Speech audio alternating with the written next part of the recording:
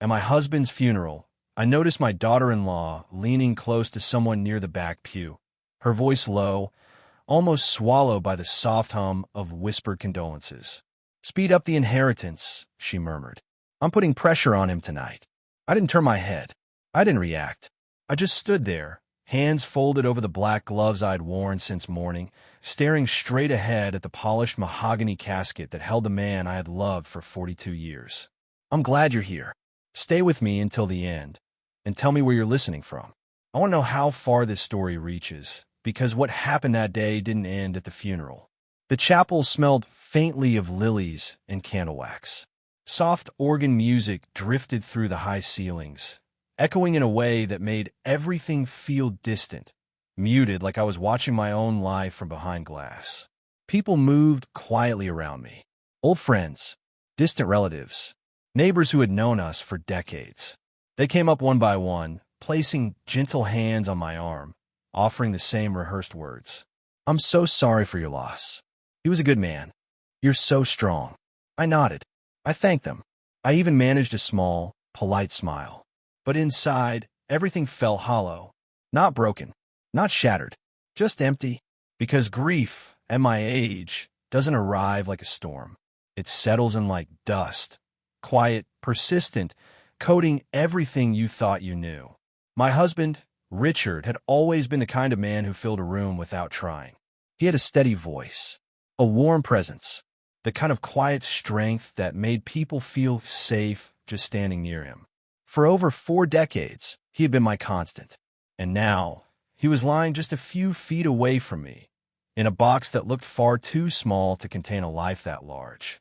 I kept expecting him to sit up, to clear his throat, to give me that familiar look that said, "You're overthinking again, Margaret." But of course he didn't. I adjusted the sleeve of my black dress, one he had always said made me look elegant, not old. I had chosen it carefully that morning, not for anyone else, for him, because even now, I wanted to look the way he remembered me. Across the aisle, my son Daniel stood with his arm around his wife, Claire. She looked composed, perfectly composed, not a strand of her blonde hair out of place. Her makeup untouched, as if grief had politely decided not to interfere with her appearance. Her hand rested lightly on Daniel's chest, her fingers curled just enough to look supportive, affectionate, even. But her eyes were not on the casket.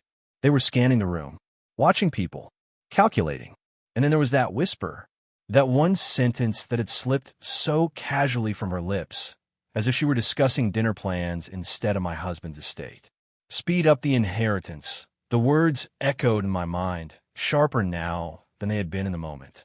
"I'm putting pressure on him tonight." On him. That meant Daniel. My son. I felt something shift inside me. Not a surge of anger. Not even betrayal. Something colder than that. Something quieter. Like a door slowly closing. The minister began to speak, his voice steady and practiced. He talked about Richard's kindness, his work, his devotion to family. I listened. I truly did. But part of me was no longer in that chapel. Part of me had stepped back, watching everything from a distance, replaying that whisper again and again. Had I misheard? At 71, I suppose that would have been a reasonable explanation. People like to think that when you reach a certain age, your hearing fades, your memory softens, your understanding becomes unreliable. But I had heard her clearly. Every word. Claire squeezed Daniel's arm, leaning in to whisper something else. This time I couldn't hear it, but I didn't need to, because I had already heard enough. For 15 years, I had welcomed that woman into my home. 15 years of Sunday dinners, holidays, birthdays. I had cooked for her, bought her gifts, defended her when others said she was too sharp, too ambitious, too cold. "She just needs time," I used to say. "She's young. She'll grow into the family." But standing there, in that chapel, I realized something that settled deep into my bones. She hadn't grown into the family. She had been shaping it, quietly, carefully, and I had let her. After the service, people began to move toward the reception hall. The atmosphere shifted, subtly but noticeably. Voices grew louder. Conversations turned practical. Food, travel plans, work schedules. And beneath it all, something else. Something unspoken. I stood near the entrance for a moment, watching. Claire was already speaking with someone I didn't recognize, a man in a gray suit, holding a leather folder. A lawyer. I didn't need an introduction to know that. She smiled at him the way she smiled at people she needed something from. Warm, polished, carefully measured. Daniel stood beside her, nodding along, though his expression seemed distant, uncertain, but he didn't interrupt her. He never did. I felt a hand touch my elbow.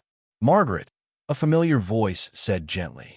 I turned to see Thomas, Richard's old friend, and, more importantly, the man who had handled most of our legal affairs over the years. His eyes moved briefly toward Claire, then back to me.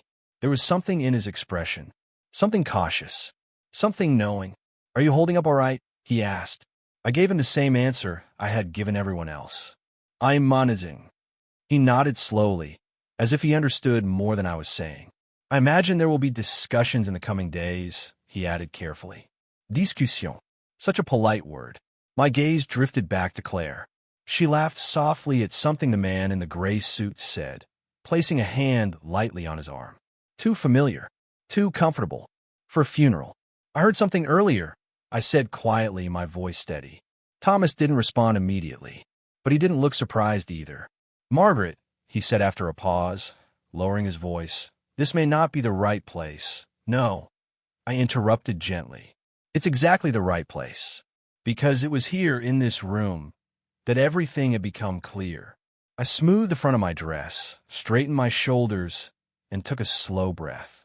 For years, I had been the one who kept the peace, the one who overlooked things, the one who chose kindness even when it wasn't returned. But as I stood there, watching my daughter-in-law discuss my husband's inheritance before the flowers on his grave had even begun to wilt, I realized something. I didn't need to raise my voice. I didn't need to confront her. I didn't need to explain anything to anyone. Because sometimes, the most powerful thing you can do is say nothing at all and wait. They thought I was grieving. They thought I was fragile. They thought I was alone. They were wrong. The reception hall was louder than it should have been. Not in volume, but in tone. There's a certain kind of silence that belongs at a funeral. Even when people speak, even when chairs move and glasses clink softly, there's supposed to be a weight to it, a kind of shared understanding that something sacred has just been lost. But that wasn't what I felt as I stepped into that room. What I felt was distance. Round tables filled the space, dressed in white linen and small arrangements of lilies. Claire's choice, I later realized. Everything looked elegant, coordinated, thought through, too thought through. People gathered in small clusters, their voices low but not heavy. Conversations drifted toward travel plans, grandchildren, business updates. Life moving on, faster than it should. I remained near the edge of the room for a moment, my hands resting lightly against the back of a chair. From here, I could see everyone. And more importantly, I could see her. Claire had already positioned herself near the center of the room. Not beside me, not near the casket, but where the conversations were. She stood with that same composed posture, her head tilted slightly as she listened, nodding at just the right moments. Every movement measured, every expression controlled. If someone didn't know better, they might have thought she was a grieving widow. Daniel stayed close to her side, though not quite aligned. There was a subtle gap between them, small enough that most people wouldn't notice. But I did, because I'd spent decades watching people, learning the spaces between them. And that space said everything. He looked tired, not the kind of tired that comes from grief, but the kind that comes from thinking too much, from being pulled in directions he didn't fully understand. A server passed by with a tray of coffee cups. I took one, more out of habit than need. The warmth settled into my hands, grounding me. I took a small sip, bitter, stronger than I expected. Across the room, Claire leaned in toward the man in the gray suit again, the one with the leather folder. He had introduced himself earlier, though briefly. Mr. Collins, not someone I recognized from Richard's circle, which meant he was hers. She spoke quietly, but her body language wasn't subtle.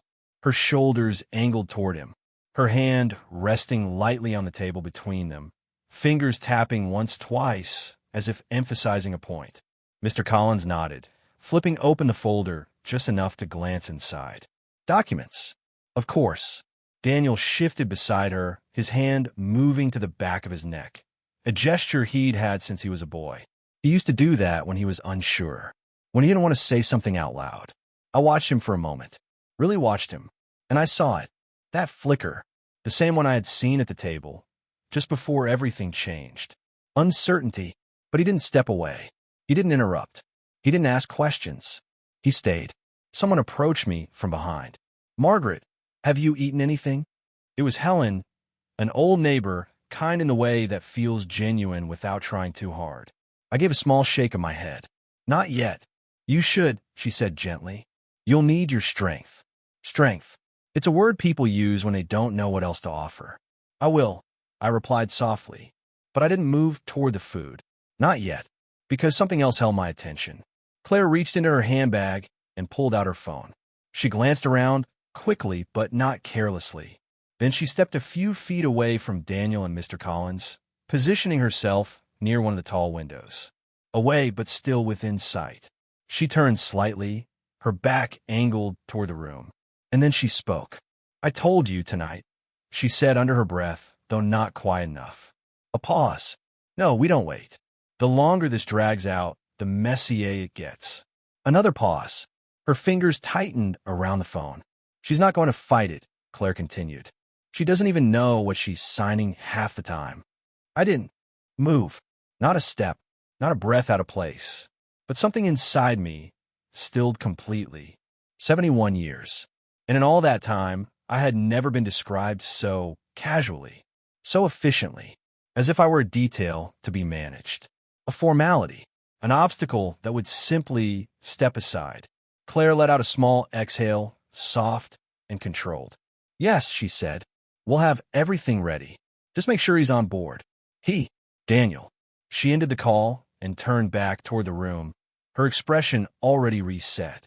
Calm, pleasant, untouched, as if nothing had been said at all. I lowered my gaze to the coffee cup in my hands. The surface had gone still. No deepen, no movement. That's how it felt inside me, too. Not anger. Not yet. Just clarity. Pieces began to settle into place. Small things. Quiet things. Moments I had overlooked. The way Claire had insisted on handling certain bills after Richard got sick. The way she had gradually taken over conversations about long-term planning. The way Daniel had stopped asking questions and started repeating hers. At the time, I had told myself it was helpful, efficient, modern. Now, I saw it differently. I set the untouched coffee down on the table. Carefully, deliberately. Across the room, Claire caught my eye. Just for a second. She smiled. Warm, polite, practiced. I smiled back. Because there are moments in life when reacting too quickly costs you more than staying silent. And this was not a moment for reaction. This was a moment for understanding. I straightened my shoulders slightly and took a slow breath. The room continued around me.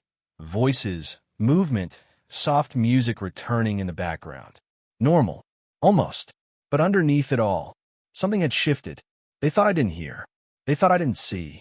They thought I didn't understand. But I did. Every word, every glance, every silence in between. And for the first time that day, I wasn't just grieving my husband. I was beginning to see my family clearly. Claire's smile didn't linger long. It never did. It was the kind of smile designed to be seen, not felt. The moment our eyes broke contact, she turned back to Mr. Collins, her posture shifting almost imperceptibly, softer, more engaged, as if I had never been part of the room at all. I remained where I was for another minute. Maybe two. Long enough to make it look natural. Long enough to not draw attention. Then I moved. Not toward them, but around them. There's a certain advantage that comes with age. People stop noticing you. They assume you're slow, distracted, wrapped up in your own thoughts. It allows you to listen without being seen.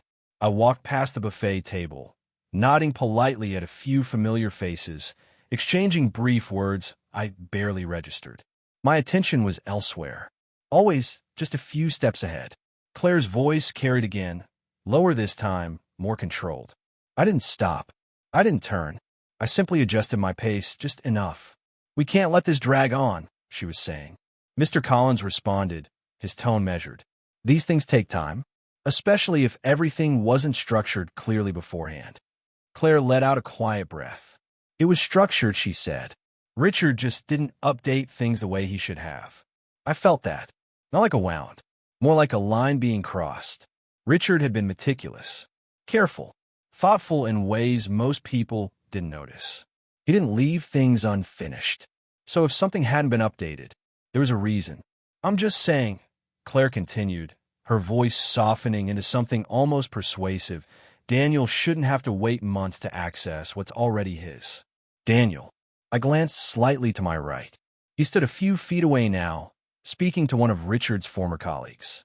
But he wasn't really speaking. He was nodding, smiling at the right moments, not fully present. "And Margaret?"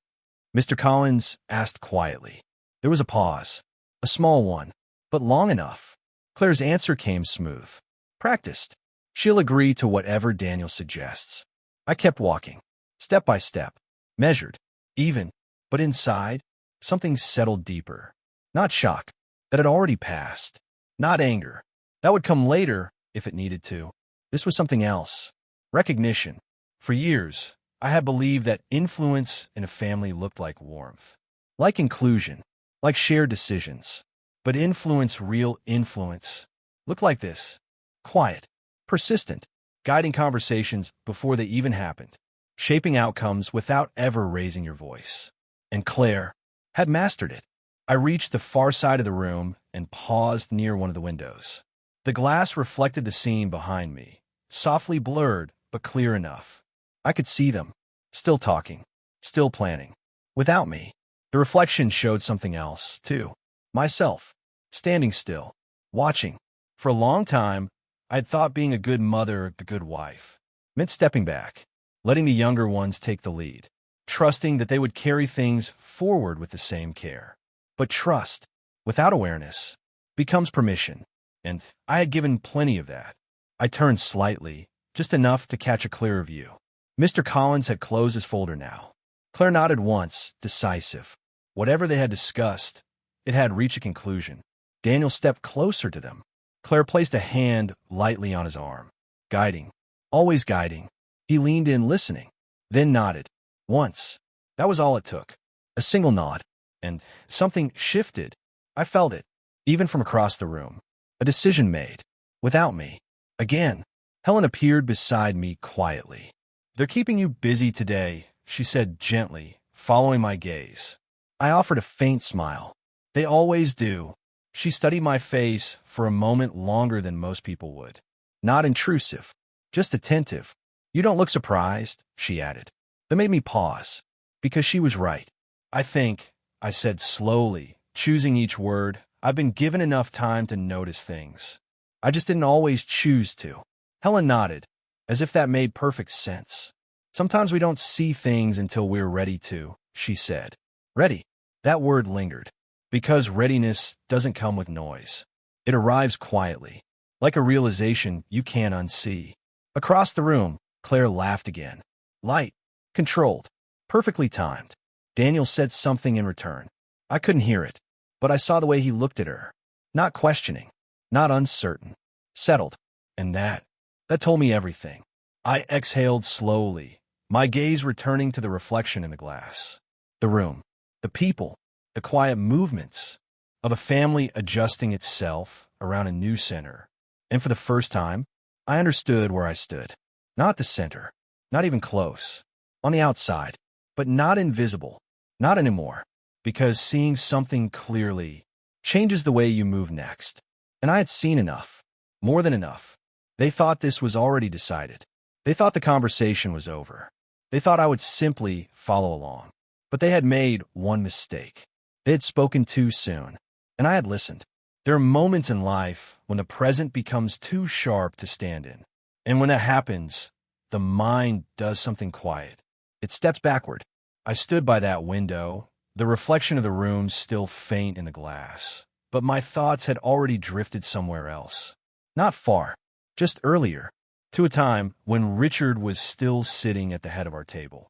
when his voice filled the house without effort, when decisions, big or small, were never rushed, never forced. He had a way of pausing before answering anything important, not because he didn't know, but because he believed that the weight of a decision deserved space. Nothing good comes from pressure, Margaret, he used to say, leaning back in his chair, fingers lightly tapping the table. If someone is pushing you to decide quickly, it's usually not for your benefit. At the time, I'd smiled, agreed, moved on. But standing there now, those words didn't feel like advice anymore. They felt like a warning I hadn't fully understood. I could see him clearly in my mind.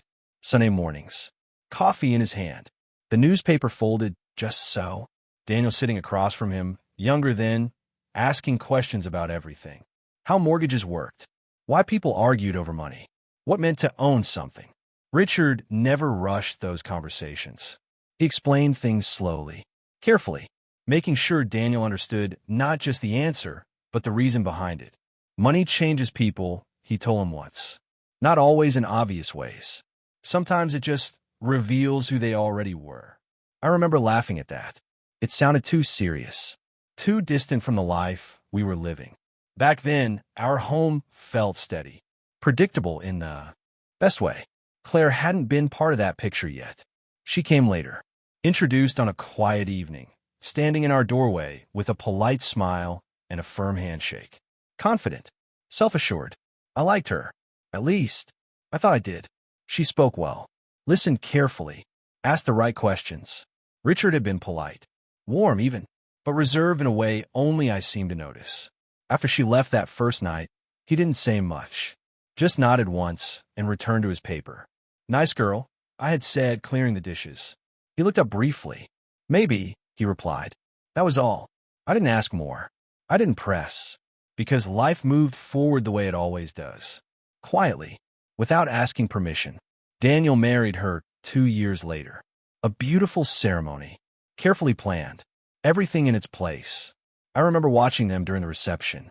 Claire moving through the room with ease, greeting guests, remembering names, managing conversations like she had been part of the family for years.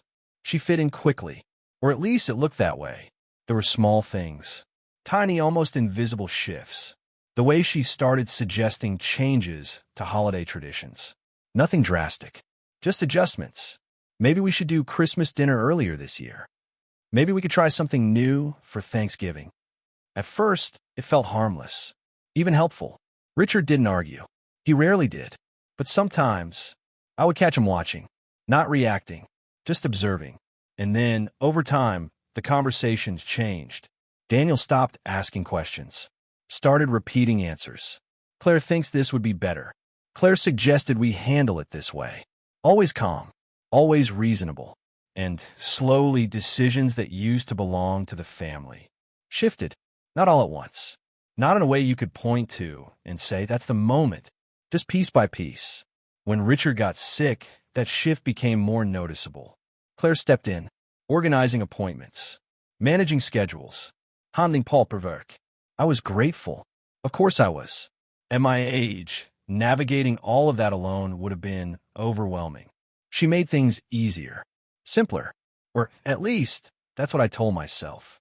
But now, standing in that reception hall, watching her speak with a lawyer before the day had even ended, I saw those moments differently.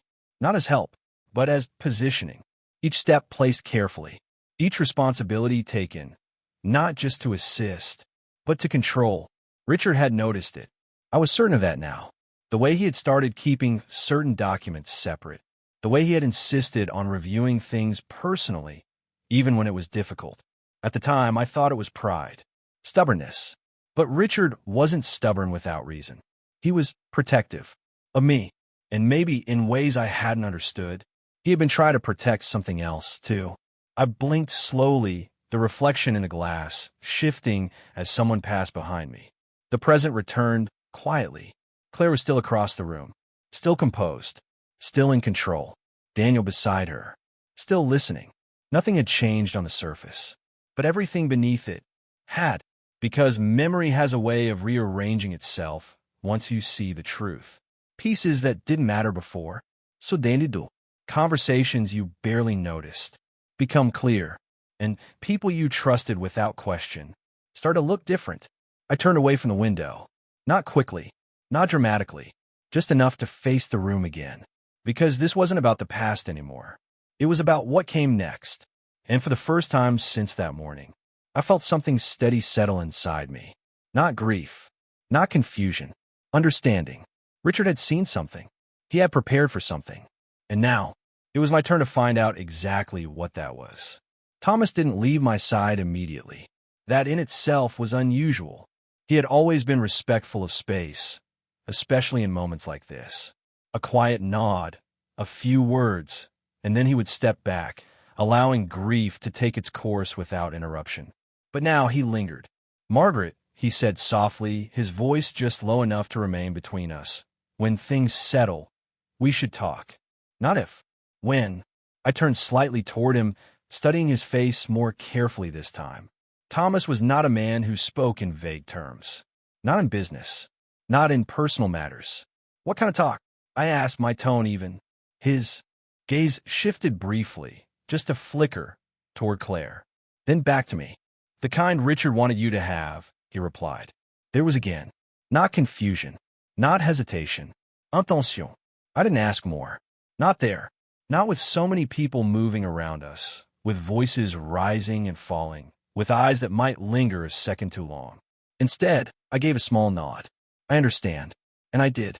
More than I let on. Because Richard had never trusted easily. Not with important things. If he had asked Thomas to speak with me, after everything, then there was something I hadn't seen yet, or something I hadn't been meant to see until now. Thomas placed a gentle hand over mine, brief, steady. "Not today," he added quietly. "Today you rest." Rest. I almost smiled at that. Not because it was wrong, but because it felt distant from what was actually happening. Still, I nodded again. "Tomorrow," I said. He gave a slight incline of his head, then stepped away. I watched him go, not toward the exit, but toward the far side of the room, where a few older guests had gathered. He blended in easily, calm, unremarkable. But now I knew better. Across the room, Claire was no longer speaking to Mr. Collins. The folder was gone. The conversation concluded. Instead, she had shifted again. Now she stood near the table where several of Daniel's colleagues had gathered, laughing lightly, engaging just enough, always moving, always adjusting. Daniel remained close, though his posture hadn't changed much. Still slightly withdrawn, still not entirely present. I took a slow breath and moved toward an empty chair near the wall. Not because I was tired, but because sometimes sitting gives you a better view.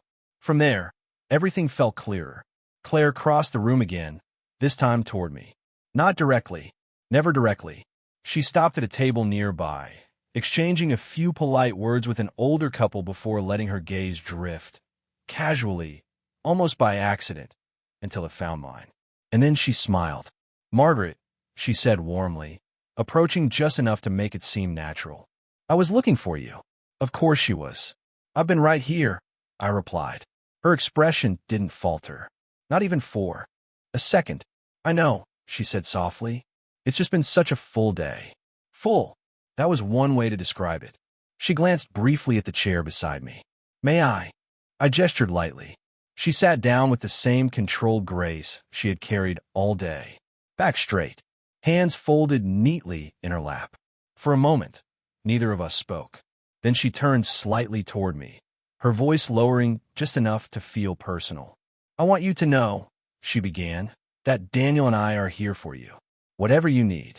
The words were perfect, carefully chosen, but something in the timing felt rehearsed. I looked at her, not with suspicion, not with accusation, just attention. "That's kind of you," I said. She nodded, as if expecting that answer. "There are going to be a few things we'll need to handle in the next few days," she continued gently. "Paperwork, accounts, just making sure everything is in order." "Of course." I said nothing. She went on. "We'll take care of most of it, of course. You shouldn't have to worry about those details right now. Take care of it." The phrase settled between us. I tilted my head slightly. "Most of it?" I asked. A small pause, barely noticeable, but it was there. "Well," she said smoothly, There are a few documents that will need your signature. Standard things. Standard. Another careful word. I see, I replied. She smiled again, softer this time. Nothing complicated, she added. Just formalities. Formalities. I let the silence stretch for a moment. Not uncomfortably. Just enough. Then I nodded once. I'm sure Richard made things clear, I said. That was when it happened. Not a full reaction. Not something anyone else in the room would notice. But I did.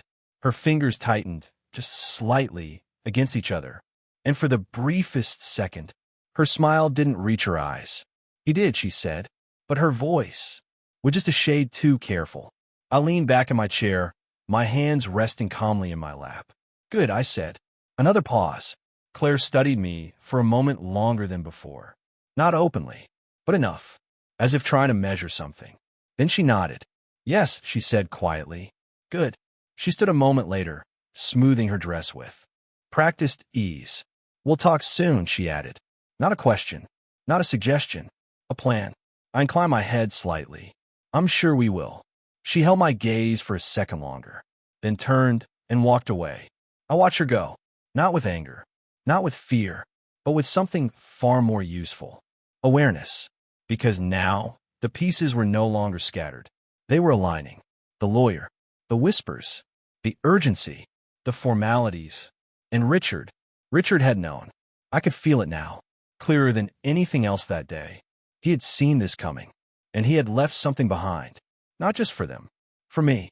I lowered my gaze slightly, my fingers resting lightly against the fabric of my dress. Tomorrow, Thomas would speak. Tomorrow, I would understand. But today had already given me everything I needed. They had made their move. Quiet, careful, confident, and they believed I hadn't noticed. That was their first mistake. The reception began to thin out as the afternoon stretched toward evening. Not all at once, just gradually. Chairs shifted, voices softened. People began to check their watches, offer final condolences, and make their quiet exits. Grief, I've learned, has a schedule. It arrives suddenly, but it leaves in stages. I remained seated for a while longer, watching as the room slowly emptied. The energy changed with each person who left. Lighter, less formal, more revealing. Because when fewer people are watching, people stop performing. Claire was one of the last to move. She stood near the far table again, speaking with Daniel and Mr. Collins. No laughter now, no soft gestures, just conversation. Focused, direct. I didn't need to hear them this time. I could see enough. Mr. Collins held the folder again. Open. He pointed to something inside. Daniel leaned in. Claire spoke. And then, Daniel nodded. That nod again. Small, quick, but decisive. I stood up. Not abruptly. Not in a way that would draw attention. Just enough. Because there's a moment in every situation where observing becomes unnecessary. Where you already know what you need to know. And I had reached that moment. I walked slowly toward the coat rack near the entrance, retrieving my shawl. The fabric felt familiar in my hands. Grounding. Behind me, footsteps approached. Measured. Confident. Margaret. I didn't need to turn and know it was her. I draped the shawl over my shoulders before facing her. Yes, Claire. She stood a few feet away this time. Not too close. Not distant. Carefully placed. Daniel and I were thinking, she began, her tone gentle. It might be best if you stayed with us for a little while. There it was. Not a suggestion. Not really. A step. I looked at her. Calm. Neutral. That's thoughtful, I said. She nodded, encouraged. The house is a lot to manage on your own, she continued. Especially right now. Of course. Just until things settle, she added. Until we sort everything out. Sort everything out. I adjusted the shawl slightly. Took a small breath. And what things would those be? I asked. A pause. Barely there. But enough. You know, she said smoothly. The estate. The accounts. Legal matters. Legal matters. I let the words sit. And where would I be staying? I asked. At our place, she replied quickly. We've already talked about it. We. Daniel stepped forward then, as if on cue. Mom, he said, his voice softer than it had been all day. It just makes sense. Sense. I turned my head slightly to look at him. Really look. He avoided my eyes at first. They met them briefly. There was again that flicker, uncertainty, but it didn't last. Claire's hand found his arm. Light, steady, and just like that, it was gone. I'll be fine in my own home, I said. My tone didn't change, didn't rise, didn't harden, just steady. Claire smiled again, patient, understanding. Of course you will, she said. We just want to make things easier for you. Easier. I nodded once. I appreciate that, I replied. Another pause. Then I added, gently, I think I'll stay where I am. Silence. Not loud, not dramatic, just present. Claire held my gaze, measuring, recalculating. Daniel shifted beside her. Well, he said, clearing his throat slightly, we can talk about it later. Later. Yes, I said. We can.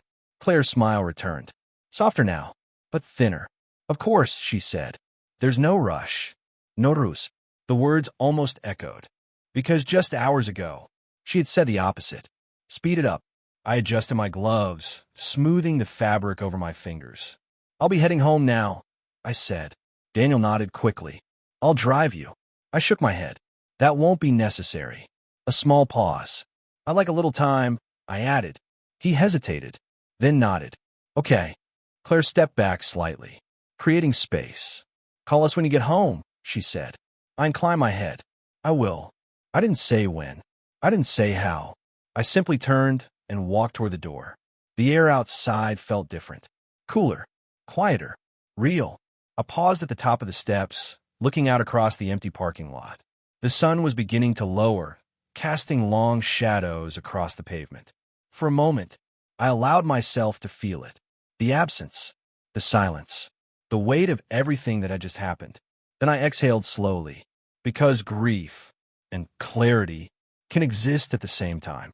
And right now, clarity was winning. They had made their plans. They had taken their steps. They had already begun moving things into place. But they had made one assumption, that I would follow, that I would step into the space they had prepared, that I would sign what they placed in front of me. Without question, without hesitation, I adjusted my shawl once more and walked toward my car. Tomorrow, I would meet Thomas. Tomorrow, I would hear what Richard had left behind. But tonight I would go home, not to grieve, but to think, because something had already begun, and I intended to finish it, quietly, carefully, on my terms. The house felt different the moment I stepped inside. Not empty, not yet. It still carried Richard's presence in quiet, familiar ways. The faint scent of his cologne lingering near the hallway. The chair by the window, slightly angled, exactly where he had left it. A book resting face down on the side table. A page he would never return to. I closed the door behind me gently. No ruse, no noise. Because this was the first moment all day that belonged entirely to me. No voices, no watching eyes, no careful smiles or measured conversations. Just silence. I placed my keys in the small ceramic dish by the door, something we had bought years ago during a trip neither of us had planned. It made a soft sound as the metal touched the surface. Small, ordinary, and somehow grounding. I removed my shoes slowly and walked further into the house. Each step familiar, each movement automatic. But my mind was anything but. Claire's voice echoed again. She's not going to fight it. I paused in the middle of the living room. Fight. Such a strong word. And yet, she had said it so casually. As if the outcome had already been decided. As if I had already agreed. I walked over to Richard's chair and rested my hand lightly against the back of it. The wood was cool beneath my fingers. You knew, I said quietly. Not as a question, as a realization. Because the more I thought about it, the clearer it became. Richard hadn't been careless. He hadn't been forgetful. He had been deliberate. I sat down slowly, the cushion shifting slightly under my weight. From here, I could see the entire room.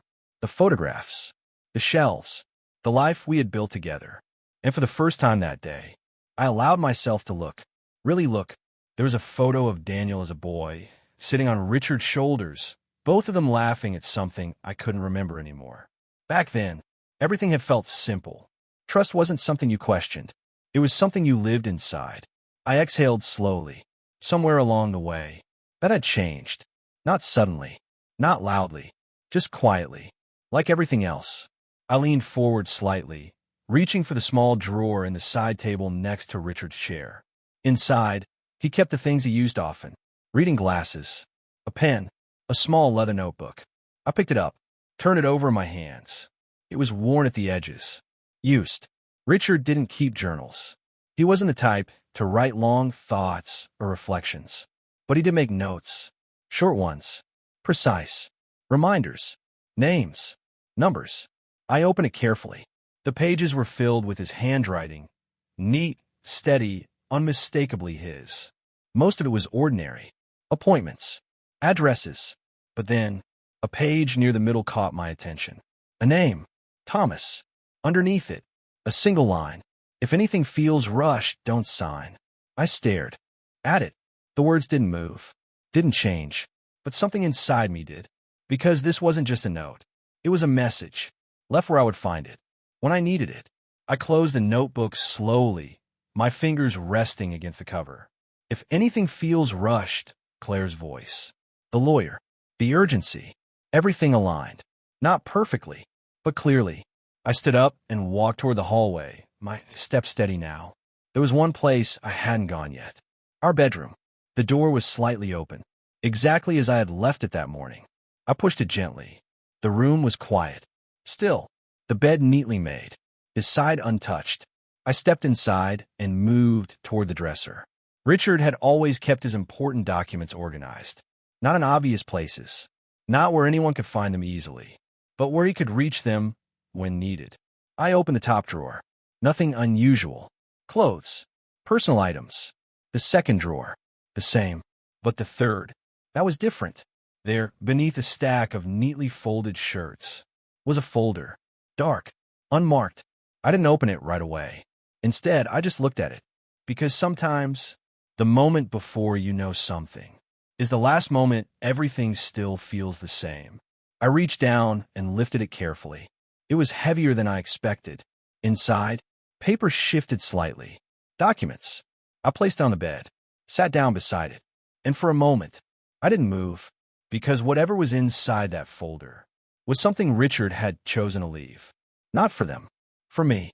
I rested my hand on top of it, and then, slowly, I opened it, because the truth had already started to reveal itself, and I wasn't going to look away anymore.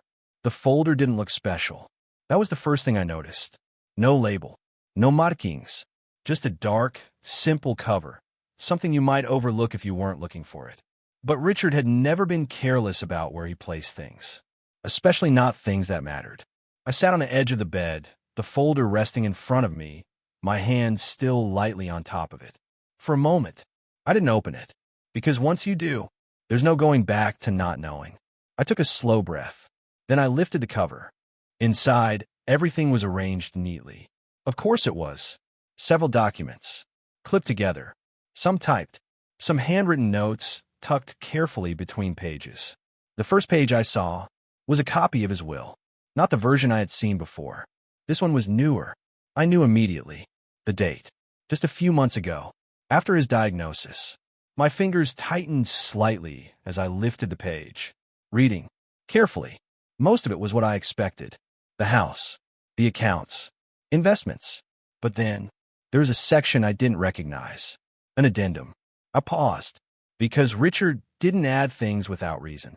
I turned the page slowly, and there it was. A clause. Clear. Precise. Unmistakably his. Any beneficiary found to have exerted pressure, manipulation, or undue influence regarding the execution of this estate shall forfeit all claim to said assets. I read it once, then again, not because I didn't understand, but because I did, completely. My mind didn't race, didn't panic. It settled, because suddenly, everything made sense. The urgency, the whispers, the lawyer. Speed up the inheritance. I exhaled slowly, placing the page back down. Richard hadn't just anticipated something. He had prepared for it. Carefully. Deliberately. There were more documents underneath. I moved to the next. Bank records. Statements. Everything in order. Everything accounted for. No missing pieces. No confusión. Which meant one thing. If anything was being handled, or transfer now. It wasn't because something had been left unfinished. It was because someone was trying to move faster than they should. I reached for one of the smaller notes tucked between the pages. His handwriting again. Short, direct. Trust actions, not words. I almost smiled. That sounded like him. Always simple, always clear. I leaned back slightly, the folder still open in front of me. The room felt different now. Not heavier, not lighter, just clearer. Because for the first time since that morning, I wasn't guessing anymore. I knew. Claire's voice echoed again. She'll agree to whatever Daniel suggests. I looked down at the page again. Undue influence. Pressure. Manipulation. Richard had named it, defined it, protected against it. Not loudly, not dramatically, but in a way that couldn't be ignored. I closed the folder gently and placed it beside me. Then I sat there for a while. No ruse, no urgency, because the situation hadn't changed. But my position in it had. They thought they were ahead. They thought the process had already begun. But they were working from an assumption that I didn't know. And now, that assumption no longer existed. I stood up slowly, picking up the folder and walking back toward the living room. The house was still quiet, still familiar, but something inside me had shifted. Not emotionally, strategically. I placed the folder carefully inside the cabinet beneath the bookshelf. Not hidden, but not obvious. Exactly the way Richard would have done it. Then I straightened, my hands resting lightly against the edge of the wood. Tomorrow, I would meet Thomas. Tomorrow, I would confirm everything. But tonight, I already had enough. Because this was no longer about confusion, or grief, or being overwhelmed. This was about timing, and they had made their move too early. They had spoken too soon. They had assumed too much. I walked back toward Richard's chair and I sat down once more. The room felt steady now, grounded. I looked at the empty space across from me. They're rushing, I said quietly. Not to anyone, just acknowledging it. And then, after a moment, I added softly, that's exactly what you warned me about. The silence didn't answer, but it didn't need to, because for the first time since the funeral, I wasn't reacting. I was preparing, and whatever came next would not happen on their timeline. It would happen on mine. The next morning arrived quietly. No urgency, no noise. Sunlight filtered through the curtains in thin, steady lines, settling across the living room floor like nothing had changed. But everything had. I woke earlier than usual, not because I had to, but because my mind had already moved ahead. There's a difference between reacting to something and preparing for it. And today, I was preparing. I moved through the house slowly. Coffee, a small breakfast I barely touched. Not out of nerves, not out of fear, just focus. The folder remained where I had placed it the night before. Untouched. I didn't open it again. I didn't need to, because I already knew what it contained. And more importantly, what it meant. At 9:12 a.m., my phone rang. Claire. I looked at the screen for a moment, then answered. Good morning, I said. Her voice came through light. Controlled. Margaret, I hope I didn't wake you. You didn't. A brief pause. I was just checking in, she continued. Daniel and I were thinking we could come by later today. There are a few things we should go over. Of course there were. I leaned back slightly in my chair. What kind of things? I asked. Her tone didn't change. Just some documents. Nothing complicated. It's better to get these things handled early. Handled early. I let the words settle.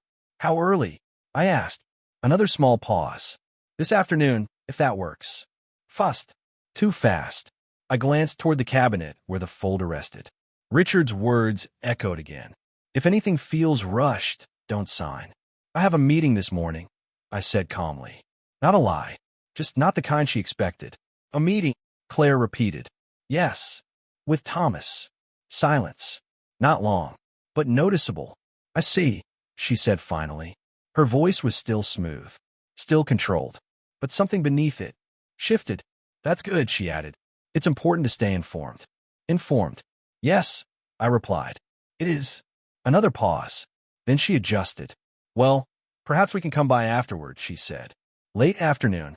I didn't answer immediately, because timing was everything now.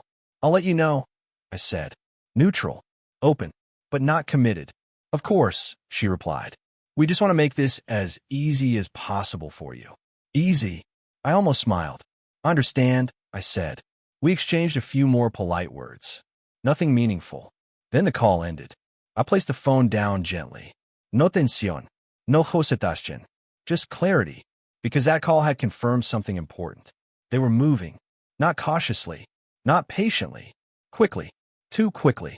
I stood up and walked toward the cabinet, opening it and taking out the folder. This time I didn't sit. I remained standing, holding in my hands. Because this wasn't about reviewing anymore. This was about understanding the position. They believed I was unprepared. They believed I would follow their lead. And now, they were trying to accelerate everything before I could catch up. But I already had. I closed the cabinet again and reached for my coat. The meeting with Thomas was in less than an hour. I didn't rush. I didn't need to. Because when someone else is pushing the timeline, the strongest move is to slow it down. Outside, the air felt cooler than the day before. Sharper. I walked to my car, the folder resting securely in my bag. As I drove, the streets looked the same. Familiar. Unchanged. But my perspective was not. Every detail from the day before replayed in quiet fragments. The whisper. The lawyer. The phone call. Claire's voice. She's not going to fight it. I tightened my grip on the steering wheel slightly. Not out of anger, but out of recognition. Because that sentence wasn't just an assumption. It was a strategy. One built on years of observation. Years of positioning. And until yesterday, she had been right. I pulled into the parking lot outside Thomas's office and turned off the engine. The building stood still. Quiet. Unremarkable from the outside. But inside, answers waited. Not guesses. Not assumptions. Facts. I stepped out of the car and adjusted my coat, taking a slow breath. Because this moment was different from all the others. This wasn't about watching or listening. This was about confirming. I walked toward the entrance, the glass door reflecting my image back at me. Steady. Composed. Not the woman they thought they were dealing with. Not anymore. I reached for the handle and paused. Just for a second. Because once I stepped inside, everything would become clear. Not just what they were doing, but what Richard had already done to stop them. And this time, I wouldn't just be listening. I would be ready. Thomas's office was exactly as I remembered it. Quiet. Orderly. Unchanged by everything that had shifted in my world over the past 24 hours. There's something about places like that. They don't react. They don't absorb emotion. They simply hold information. And that was what I needed now. He greeted me at the door himself. Not with surprise. Not with formality. Just a small nod. Margaret. Thomas. No condolences this time. No dijer sympathy. Just acknowledgement. He led me into his office and closed the door behind us. The sound of it, soft, controlled, felt more final than anything I had experienced the day before. Because now, we were no longer in public. I took a seat across from his desk. The same chair I had sat in years ago when Richard and I had first arranged our estate. Back when everything felt straightforward. Thomas didn't sit immediately. He walked to the cabinet behind him, retrieved a folder, and placed it carefully on the desk between us. Then he's Saturday before we begin, he said, his voice steady. I need to ask you something. I met his gaze. Go ahead. Has anyone approached you about signing documents? Direct. I nodded once. They've suggested it, I said. They plan to come by later today. He didn't look surprised, but he did lean back slightly in his chair. And did you agree? No, a small pause. Then a subtle shift in his expression. Not relief. Confirmation. That's good, he said. Not comforting. Not dramatic. Just precise. I placed my bag on the desk and took out the folder I had found the night before. I believe Richard wanted me to see this, I said. Thomas glanced at it, then nodded. Yes, he replied. He did. I opened it and turned it slightly so both of us could see. The addendum, I said. He leaned forward. Read it carefully? He asked. I did. Another nod. Then you understand what it means. I understand what it says, I replied. But I'd like to hear what he intended. That mattered, because words can be interpreted, but intent is something else. Thomas folded his hands on the desk. Richard came to see me shortly after his diagnosis. He began. He wasn't emotional about it. Not in the way most people are. That sounded like him. He was focused Thomas continued, very clear about what he wanted to protect. Me, I said quietly. Yes. No hosetashchen. But not just you, he added. He was concerned about how decisions might be made after he was gone. I didn't interrupt. I already knew. He used specific language in that clause. Thomas went on, tapping the page lightly. Pressure, manipulation, undue influence. I nodded. He anticipated that someone might try to accelerate the process, he said, to move things forward before you had time to fully understand them. Claire's voice echoed again. The longer this drags out, the messier it gets. I remained still. And if that happens? I asked. Thomas didn't look away. Then they risk forfeiting everything. Everything. The word settled into the room. Not loud, not dramatic, just final. I exhaled slowly. So the clause isn't just protective, I said. No, Thomas replied. It's conditional. Conditional. Meaning, their actions mattered. Their timing mattered. Every word they spoke. Every document they pushed. All of it had consequences. I leaned back slightly, absorbing that. They don't know about this, I said. No, Thomas confirmed. Richard insisted it remain that way, unless necessary. Unless necessary. And now? I asked. Thomas held my gaze. That depends on you. Silence. Not uncomfortable. Just open. Because the next step was mine. They're coming today, I said. With documents. He nodded. Then you have a choice. I already knew that, but I let him say it. You can refuse outright, he continued. Delay. Ask questions. He paused. Or I didn't move. Or you can let them proceed, he finished. And allow their own actions to trigger the clause. There it was. Not confrontation. Not defense. Strategy. I looked down at the page again. Pressure. Manipulation. Undue influence. Words that had already begun to take shape in real time. They believe I won't question anything, I said. Thomas gave a slight nod. Then that belief, he replied, is their greatest risk. I almost smiled. Not because it was amusing, but because it was clear. For the first time since the funeral, everything was clear. I closed the folder slowly. And if I say nothing?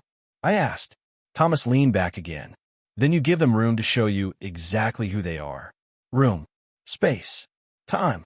The very things Claire was trying to eliminate. I stood up. Not abruptly. Just decided. Thank you, I said. Thomas rose as well. Margaret, he added, whatever you choose, don't let anyone rush you. I nodded. I won't. Because now, I understood something they didn't. This wasn't about paperwork. This wasn't about timing. This was about exposure. And they had already started revealing themselves. I picked up my bag and turned toward the door. My hand paused on the handle for just a moment. Then I opened it, because the next part was already in motion. And this time, I wasn't walking into it unprepared. I was walking into it on purpose. By the time I pulled in my driveway, they were already there. Daniel's car, parked just slightly off-center, like he had arrived in a hurry and didn't bother correcting it. I turned off the engine and sat for a moment, not to gather courage, but to settle into something else. Control. Because now, I knew exactly what this was. Not a visit. Not concern. A move. I stepped out of the car and closed the door quietly. The afternoon air was still. Unremarkable. Inside the house.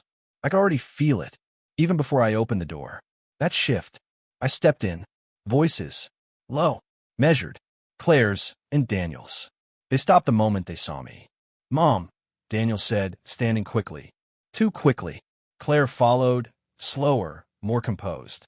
Margaret, she said, that same soft tone in place. We didn't expect you back so soon. Of course not. I had what I needed, I replied. I set my bag down by the chair. Calm, unhurried. Claire's eyes flicked briefly toward it, then back to me. We thought we could go over a few things together, she said, gesturing toward the dining table. There it was.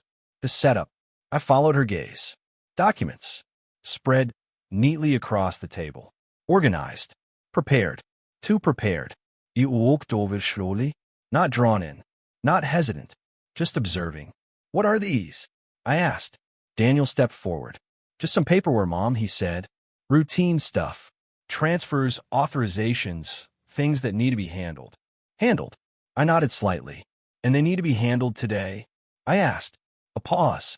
Small. Claire stepped in smoothly. Not need, she said. But it's better not to delay. These processes can get complicated if we wait. Complicated. I looked down at the papers. Legal language. Dense. Precise. Designed to be skimmed. Not studied. I see, I said. I pulled out a chair and sat down. Not to sign. To listen. Claire sat across from me. Daniel remained standing. Positioning. Claire reached for one of the documents and turned it slightly toward me. This one allows Daniel to manage certain accounts, she explained. Just to make things easier while everything is being processed. Easier. I looked at her. Easier for whom? I asked. Silence. Not long, but enough. For you, she said. Of course. I nodded slowly. And this? I asked, touching another page lightly. That's just a temporary authorization, she replied. So we can move things forward without delays. Forward. Always forward. Always faster. I leaned back slightly in my chair. And if I don't sign? I asked. Daniel shifted. Mom, there's no reason not to, he said. It's just paperwork. Just paperwork. Claire placed a gentle hand on his arm. Daniel, she said softly, then looked back at me. There's no pressure, she added. No pressure. The words hung there. Fragile. Almost transparent. I folded my hands in my lap. I'd like to understand everything before I sign anything, I said. Simple. Reasonable. Claire smiled. Of course, she said. That's exactly what we're doing. But her fingers tightened slightly around the edge of the paper. Then let's take it step by step, I continued. I picked up the first document. Slowly. Carefully. Reading. Not skimming. Not rushing. Reading. The room shifted. Subtly. Daniel stopped moving.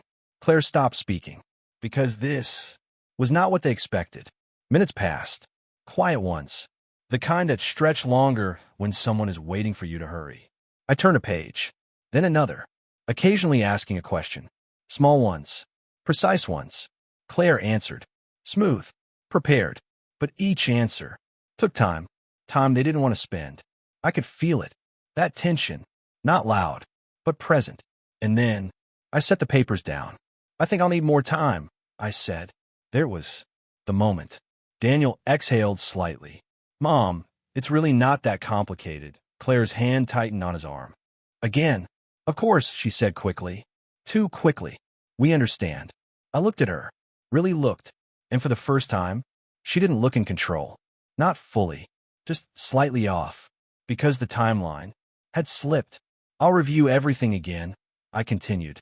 And I'll speak with Thomas. There it was. Clear. Direct. Claire's expression held.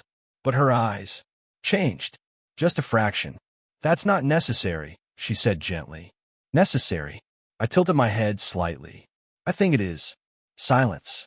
Longer this time. Because now, we weren't discussing paperwork. We were defining control. Daniel looked between us. Uncertain again. That flicker. Back. Claire stood up slowly. Of course, she said. But her voice was thinner now. We just wanted to help. Help. I nodded. I know. Another pause. Then I added, and I appreciate it. Calm. Always calm. Because anger would have ended the moment. But calm. Extended it. Exposed it. Claire gathered the papers. Not rushed. But no longer relaxed. Daniel stayed where he was. Looking at me. Trying to understand something he hadn't seen before. And maybe, for the first time, he did. They had come here expecting compliance. Speed. Agreement. Instead, they found something else. Time. Questions. Awareness. And that was already changing everything. Because the moment you stop moving at someone else's pace, you take control of the direction. And I just done that. Without raising my voice. Without refusing outright. Just by not rushing. They thought this was the end of the process. But it wasn't. It was the beginning of something they hadn't planned for. And they could feel it, even if they didn't fully understand it yet. The house was quiet again after they left. Not the kind of quiet that feels empty. Not the kind that echoes. This quiet was settled. I stood by the dining table for a moment, looking at the space where the documents had been. Neatly arranged. Carefully placed. Now gone. But something remained. Not on the table. Inside the room. Inside me, clarity. I walked slowly into the living room and sat down in Richard's chair. The same one, the same angle toward the window. The late afternoon light had shifted, softer now, stretching across the floor in long, quiet lines. I rested my hands in my lap. Still, because for the first time since the funeral, there was nothing left to react to, only something to understand. They hadn't shouted. They hadn't demanded. They had been polite, careful, measured. But beneath all of that was something else. Pressure. Subtle. Persistent. Exactly the kind Richard had warned me about. If someone is pushing you to decide quickly. I closed my eyes for a brief moment. It's usually not for your benefit. His voice didn't feel distant. It felt present, not as memory, as guidance. I opened my eyes again and looked around the room. The photographs, the furniture, the life we had built together. Nothing had changed. And yet, everything had, because now I could see it, not just what they were doing, but how they had been doing it. For years. Quiet adjustments, small shifts, gentle suggestions that slowly became decisions. Not taken, given, and I had allowed it, not because I was weak, but because I trusted. And trust, when misplaced, doesn't break loudly. It fades, slowly, until one day, you realize you've been standing somewhere else entirely. I leaned back slightly in the chair. But that day was not today, because today, I'd stepped back, not away, but into something clearer. I reached for the small table beside me and picked up Richard's notebook again. Opened it. That same line. If anything feels rushed, don't sign. Simple, but it had done something powerful. It had given me time, and time changes everything. Because when you don't rush, you see, you hear, you understand. I closed the notebook and placed it back exactly where it belonged. Then I stood up and walked toward the window. Outside, the light was beginning to fade. Evening settling in, the world continuing, as it always does. Behind me, the house remained still, steady, unmoved, just like I felt now. There would be more conversations, more documents, more carefully chosen words. Claire would return, Daniel would follow, and they would try again. But next time, it wouldn't be the same, because I wouldn't be listening the way I used to. I wouldn't be assuming, and I wouldn't be rushing. I turned slightly, looking back into the room one last time. Everything in its place, exactly as it should be. They thought I was grieving, I said quietly. And I was, but not in the way they understood. They thought I was fragile. I paused, a small breath. They thought I wouldn't see what they were doing. Silence answered, but it didn't matter, because I had seen it. Every word, every pause, every carefully placed step. And now, they had shown me everything I needed to know. I reached for the light switch and turned it on. Soft, warm. The room shifted gently, not darker, clearer. They thought I was weak. I looked toward Richard's chair, empty, but not alone. And then, with the same calm I'd carried all day, I said the truth they hadn't expected. They were wrong.